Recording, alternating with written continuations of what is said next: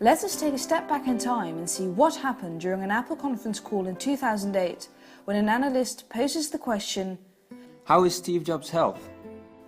Apple CFO Peter Oppenheimer responds with, "Steve's health is a private matter." Naturally, this answer does not satisfy the conference call participants. The consensus is that Steve's health does concern them. Why keep this from us? Apple is Steve Jobs and Steve Jobs is Apple. Following the conference call, Apple's stock price fell by 2.6%. Is this mere coincidence, or did the absence of information on Steve's health cause this in some way? This is what Hollander, Pronk and Roelofsen must have been asking themselves when they embarked on a research project that set out to uncover exactly this. What follows will give you a bird's-eye view of their paper, Does Silence Speak? An empirical analysis of disclosure choices during conference calls. Disclosure issues help explain the existence of information asymmetry between managers and investors, which leads to underperforming stocks to self-select themselves into the market. This is also known as adverse selection. Within a process termed unravelling, withheld information is generally interpreted as unfavourable news, thus leading to the market discounting the stock until full disclosure becomes opportune. The researchers turn to take a closer look at conference calls, a common medium for companies to quarterly update stakeholders and which help resolve the information asymmetry problem.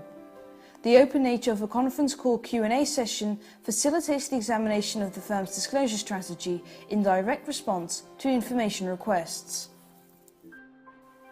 Now we can ask ourselves, do managers withhold information from conference call participants? The researchers manually reviewed call transcripts for a large sample of randomly selected earnings-related calls held by publicly listed US firms in 2004 to uncover whether managers withhold requested information. If at least one request for information during the call is not granted, the call is marked as containing incomplete disclosure. Findings suggest that managers withhold information from the public in approximately 6 out of 10 calls, with an average of 2 unanswered queries per call. Knowing this, under what conditions do managers withhold information? Analysis reveals that the majority of unanswered questions pertains to firm financials and firm-specific business. Firm size, litigation risk, and analysts which are actively involved during a call relate to a decreased willingness to disclose information. On the other hand, company age, firm performance, and the existence of CEO stock price-based incentives lead to a heightened propensity to disclose. The latter predictor supports the idea that shared ownership will incentivize managers to disclose good news as a stock price booster, but also bad news in order to prevent negative investor reactions and litigation costs.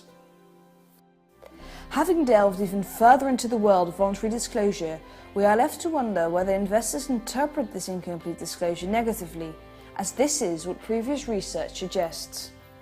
One explanation is that incomplete disclosure exacerbates the adverse selection problem. The researchers investigate the proposed negative relationship between incomplete disclosure and stock price reactions, which they measure as the difference between the midpoint stock price quote at the beginning versus the end of the conference call window, which lasts from the start of the call to 90 minutes thereafter. The results provide evidence that incomplete disclosure is interpreted negatively by investors and could thus be related to a declining stock price. It is also shown that the trading volume is higher during the conference call window and that incomplete disclosure conference calls lead to larger differences in investor trading.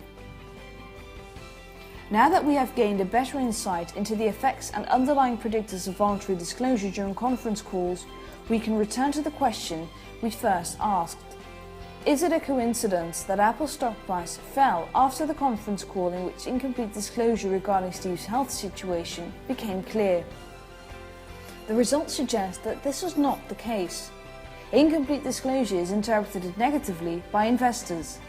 As such, Apple's stock price probably suffered the consequences. On this note, we would like to take our leave and thank you for your attention.